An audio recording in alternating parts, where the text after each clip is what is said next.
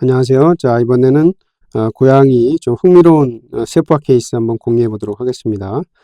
제가 항상 카페에다가 먼저 자료를 올려드리니까요. 먼저 시간 나실 때 한번 훑어보시고 그 다음에 제가 올린 영상을 보시면은 공부하시는 데 도움이 되실 것 같습니다.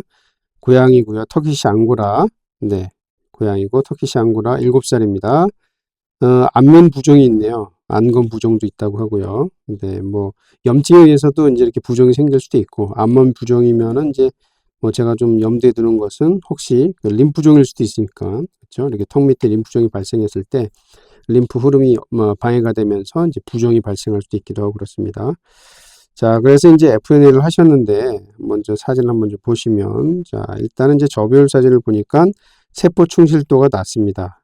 혈액 혼입은 어느 정도 좀 되긴 했는데, 예, 그 다음에 이제 이렇게 뭐 혈소판들이 뭉쳐 있는 것도 있고요. 이렇게 좀 뭔가 깨진 것 같은 세포도 있고, 호중구도 보이고, 그 다음에 뭐 원형세포인데, 그치, 역시 손상이 좀 돼 보이네요. 그 다음에 호중구들 가끔 보이는 아주 심심한, 예, 별로 이렇게 도움이 되지 않는, 리워딩 하지 않은 그런 시료라는 느낌이 좀 드네요.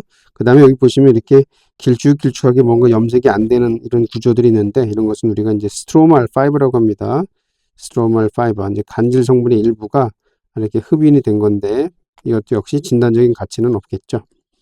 자, 이렇게 이제 항상 저배율에서 세포 충실도 훑어보는 것이 되게 중요합니다. 이렇게 훑어봤을 때 너무 세포가 없다 그러면은 재검이죠.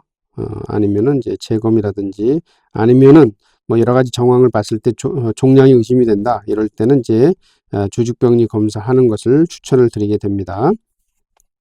좀 더 배를 높여가지고 일단 최대한 세포를 찾아보는 게 또 필요할 수는 있는데, 혈액 혼입은 중등도로 있습니다. 그러니까 염두에 두실 건 뭐냐면 이 호중구들이 관찰이 되는 것은 혈액 혼입에 의한 것일 수도 있다라는 것을 염두에 두셔야 되겠죠.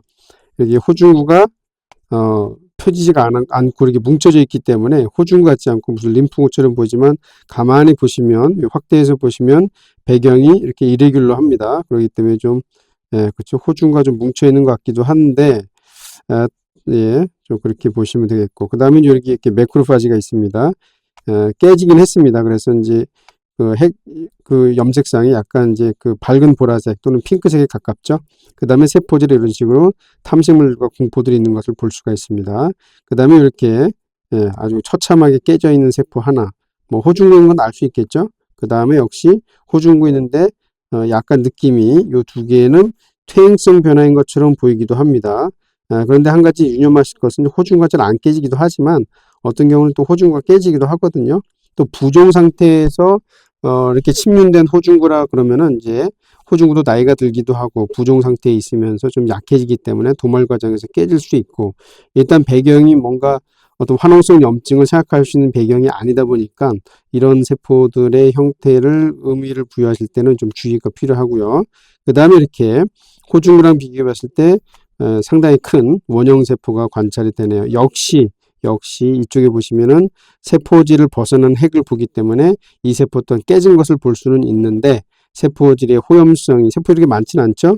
호염성이 증가가 돼 있고, 염색질은 좀 파인한 편이고, 일단은 뭐 가장 먼저 떠오르는 것은 이제 그 림프계 세포를 생각할 수가 있겠죠. 그 다음에 뭐 조직구도 생각할 수 있긴 하지만, 네, 뭐 조직구도 사실 핵이 되게 크긴 합니다. 네. 자, 이런 상황이네요. 또 다른 시야를 보면은, 네, 역시 이렇게 염색 찌꺼기도 있고요. 이렇게 찌꺼기도 있고 호중구들이 보이고, 네, 그 다음에 외롭게 이렇게 세포가 하나 있는데, 자, 여기서 보니까 요 1시, 2시 방향에 작은 공포들이 있습니다. 이런 걸 봤을 때는 이제 세포들이 뜯겨나가고 깨진 핵이긴 한데, 이게 원래 무슨 세포였을까? 조직구에서는 이런 공포들은 잘 관찰이 안 되잖아요. 이런 공포, 자잘한 공포가 보이는 것은, 제가 이제 얼마 전에도 이제 고양이 진단세포학 그 묘한, 묘미라고 해서 제가 이제 강의한 게 있잖아요. 거기서 보시면은 고양이 림프종 중에서는 이렇게 세포질이 얼마 없는데 자잘한 공포들이 보이는 세포들이 있을 수도 있다고 했죠. 자, 요걸 봤을 때는 왠지 그런 미성숙한 림프가 깨진 게 아닌가 하는. 자, 근데 이제 먼저 이렇게 이제 사진이나 그 도말표를 보실 때 답을 먼저 생각하지 마세요. 예, 선입관인 경우가 많기 때문에 선입관을 가지고 답을 먼저 생각하게 되면은 의식하지 않지만 결과적으로 봤을 때는 자기가 원하는 소견만 취합을 해가지고 판단하면서 완전히 엉뚱한 방향으로 나갈 수도 있으니까 최대한 마음을 비우시고 조각조각 있는 소견들을 다 수집한 다음에 종합적으로 판단하는 게 중요합니다. 물론 이게 처음부터 잘 되지는 않겠죠. 시간이 좀 필요하긴 한데. 자, 그 다음에 좀 보겠습니다. 역시 이렇게 보시면 이렇게 탐식물들 보이죠? 예, 뭐 핵물질을 탐식한 것 같습니다. 이게 피크노틱 된 핵물질 탐식했고, 여기도 호중구, 그렇죠? 아니, 호중구 아니고 대식구. 그 다음에 호중구, 혈액혼임이 좀 심한 편이고요. 역시 깨진 것 같은 원형세포, 깨진 원형세포인데 핵이 세포질 바깥으로 빠져나왔죠. 세포질 호염성이 증가가 돼 있고, 그 다음에 이제 이런 세포들. 네. 자, 이제 이거 전부입니다, 이게. 자, 이걸 가지고서 이제 해석을 해야 되는데, 쉽지 않죠?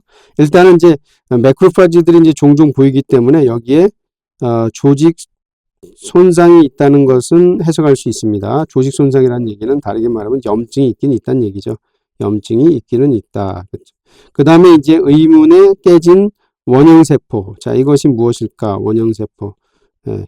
자, 부종이라는 것은 염증에 의해서도 발생할 수도 있긴 하지만 특히 이제 안면 부종이다 그러면은 턱밑 림프절에서 림프종이 발생을 하면서 림프 흐름이 막혀서 종양이 발생하는 경우도 있기도 하고 지금 좀 깨져가지고 정확한 판단이 어렵지만 지금 종합해 보면은 상당히 세포는 커 보입니다. 그렇죠? 그 다음에 세포질의 호염성이 증가가 돼 있고 아까 한 세포는 세포질의 공포도 보였잖아요.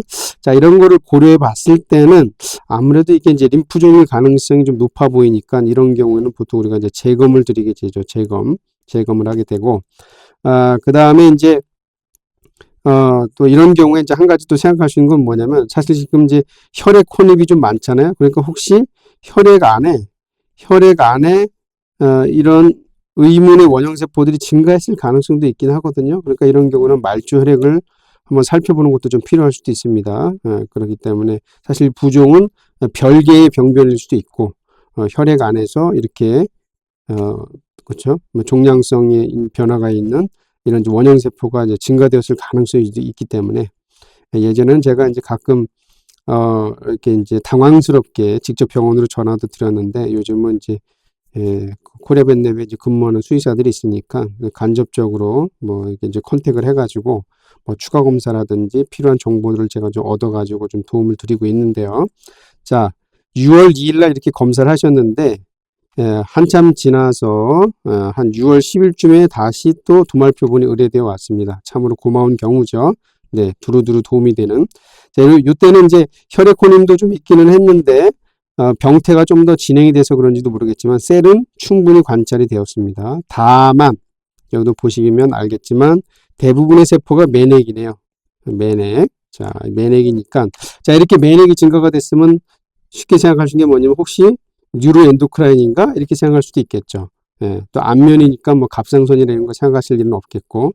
자, 그런데 이제 이게 뉴로엔도크라인이냐를 판단하기 전에 역시 도말표본을 충분히 살펴보는 것도 필요하고 이때도 뭐가 필요하냐면은 인텍트한 세포를 살펴보는 게 되게 중요합니다. 그래서 인텍트한 세포가 어떤 특징을 갖고 있는가 그거에 따라서 이게 뉴로엔도크라인일 수도 있지만 사실 이렇게 매넥이 보일 수 있는 것은 림프계 종양도 얼마든지 이렇게 보일 수가 있거든요.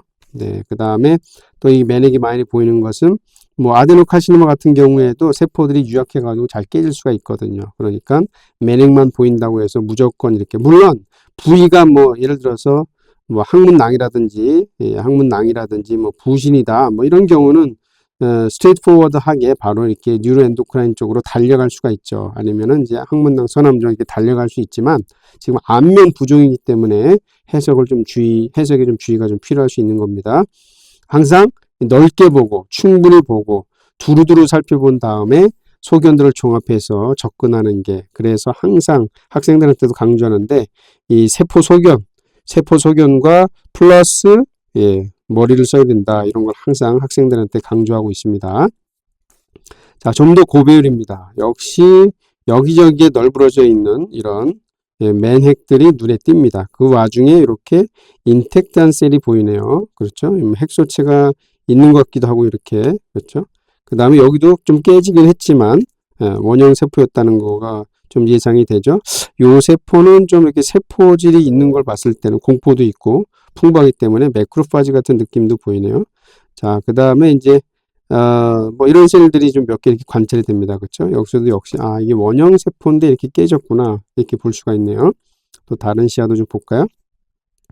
자, 그리고 이제 서두르지 마시고 충분히 이렇게 여러 시야를 두루두루 살펴보는 게 필요합니다. 자, 온전하게 인텍트한 셀이 여기 관찰이 되네요. 그렇죠? 세포질량이 별로 없습니다. 그리고 여기에 작은 공포들이 관찰이 되고요. 그 다음에 여기서 또 생각할 게 뭐냐면 저 이렇게 원형의 구조가 있죠. 이런 거 그렇죠? 이게 다 뭐냐면 림프선 소체입니다. 림프선 소체. 여기서 이제 염색이 약한 것도 있기는 한데 다시 앞에 사진 보시면 이렇게 세포질이 이러니까 자, 이런 세포에서 림프선 소체가 생기면 얼마든지 이런 양상이 생길 수 있겠죠. 네, 이렇게 공포들도 몇 개 있습니다. 자, 이런 거 봤을 때는 일단은 뭐 조직구 가능성은 낮고 그렇죠. 자, 여기도 보면은 림프선 소체로 볼 수 있는 것이 보입니다. 이렇게 종종 보이네요. 그 다음에 자, 이런 거는 어떻게 보면 무슨 메가카리오사이트에 핵 같긴 하지만 그냥 맨액들이 겹쳐져 있는 거죠. 네, 자, 이렇게 원형 세포네요. 여기 지금 호중구가 보이지 않기 때문에 크기를 알 수 없지만 그래도 이 뭐 잘 안 펴진 적혈구긴 하지만 대충 비교해 보시면 이제 3배 이상이 매우 큰 거잖아요. 자, 또 다른 시 한번 보겠습니다. 역시 맨액들이 여기저기 널브러져 있고요. 그 다음에 이렇게 림프선 소체로 볼 만한 혈수판은 아니죠. 혈수판은 보라색이니까 혈수판이 아닙니다. 그 다음에 이렇게 인텍트한 셀이 있고요. 이렇게 그렇죠. 여기도 보니까 작은 공포들이 몇 개 관찰이 됩니다. 이런 자잘한 공포들. 네. 자, 그 다음에 이제 여기도 보시면 이렇게 림프선 소체라고 할 만한 약한 호염색이긴 하지만 원형의 구조가 보이고요. 다른 시야도 보시면 역시 다수의 원형 세포들하고 그 다음에 배경에 뭔가 이렇게 동그랗게 혈수판이죠. 이런 것들은 보라색은 혈수판들이고 이런 것들은 다 세포질이 손상되면서 나온 세포질 조각, 다르게 말하면 림프선 소체일 가능성이 높다 이렇게 말씀드릴 수 있고 전형적인 그렇죠. 전형적인 이렇게 인텍트한 셀들이 전형적인 미성숙한 림프구를 잘 맞고 핵소체는 관찰은 안 되네요. 염색질이 매우 파인합니다. 여기 호중구도 핵이 조금 불어있죠. 스웰링 되어 있는데 뭐 그걸 감안해도 그래도 호중구만한 사이즈니까 꽤 큰 림프구다 이렇게 판단할 수가 있습니다. 자, 이렇게 자, 그럼 이제 결과적으로 이렇게 몇 장의 세포에서 특징이 뭐냐면 다수의 맨액, 다수의 네이키드 뉴클레이가 있고 그 다음에 림프선 소체, 림포 글랜듈라 바디 또는 세포질 조각, 그렇죠? 세포질 사이토플라즈믹 프래그먼트가 증가가 돼 있고 몇몇 인텍트한 셀을 봤을 때 원형이면서 세포질의 양이 적고 어떤 세포에서는 이렇게 자잘한 공포들도 보인다. 자, 이렇게 봤을 때는 일단 답은 메이저 디퍼렌셜은 역시 림프종이라고 봐야 되겠죠. 림프종. 턱 및 림프절도 한번 체크하실 필요가 있고요. 물론 뭐 이 안면부 쪽에 그냥 이렇게 림프 조직에 증식이 있어가지고 부종이 생길 수 있지만 그런 경우는 좀 드물고 오히려 이제 턱 밑에 림프 부종이 생기면서 안면부가 이렇게 림프종이 생기면서 안면부에 부종이 생겼을 가능성이 있기 때문에 이 턱 및 림프절도 한번 체크해 보죠. 그러나 이제 또 림프종은 뭐 이게 턱 밑에만 생기는 건 아니니까 그렇죠. 전신 체크해 보셔가지고 한번 살펴보시면 좋을 것 같습니다. 자, 이렇게 해서 이제 부종이 있는 안면 부종이 있는 고양이 환자의 세포학 도물 표본을 간단하게 살펴보았습니다.